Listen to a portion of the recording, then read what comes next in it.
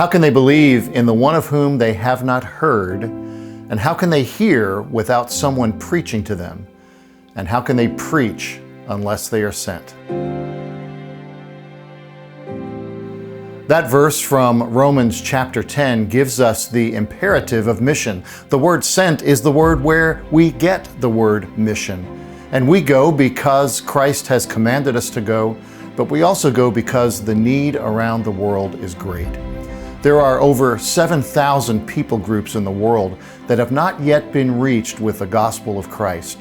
And it is our burden, it is our passion to get the message of the gospel to those who have not heard. When we think about that kind of need and the number of people groups and the number of countries and the number of places, it can be overwhelming. But let me ask you the question, what about if we just centered in on one place, one country, one people group, one village that needs the gospel of Christ? That's the passion of missions, and FIM exists to help those who have been called into such places to bring the gospel to those who have not heard. Whether it's church planting or evangelism or children's ministry or medical ministries, there's a multitude of ways in which the gospel is proclaimed. Here are some examples of how the gospel is growing and expanding around the world today. In Senegal, FIM missionaries have responded to the request of local leaders who were eager to disciple people in their churches. Justin and Rachel came in with a very simple program of discipleship training, and they developed a team of master trainers who went not only in Senegal, but in neighboring countries.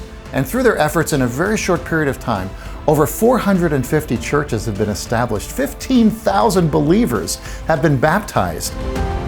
One more example of innovative ministries at FIM is a Greek couple who saw the need of refugees in their home city of Athens.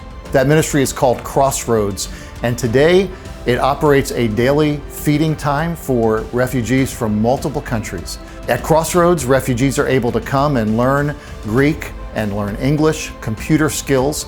They're also hearing the gospel. They're being discipled in their own language by their own peers as they're growing in Christ. And now they're going out into a multitude of countries throughout Europe with a firm foundation of the gospel.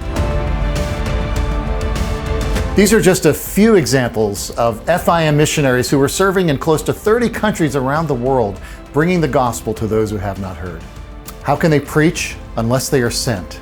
If this burden resonates in your heart, FIM is here to help you and your church to go to the places and reach people where the gospel is heard the least. We will guide you, equip you, and care for you when you're on the field so that you can bring the good news of the gospel to those who have not heard.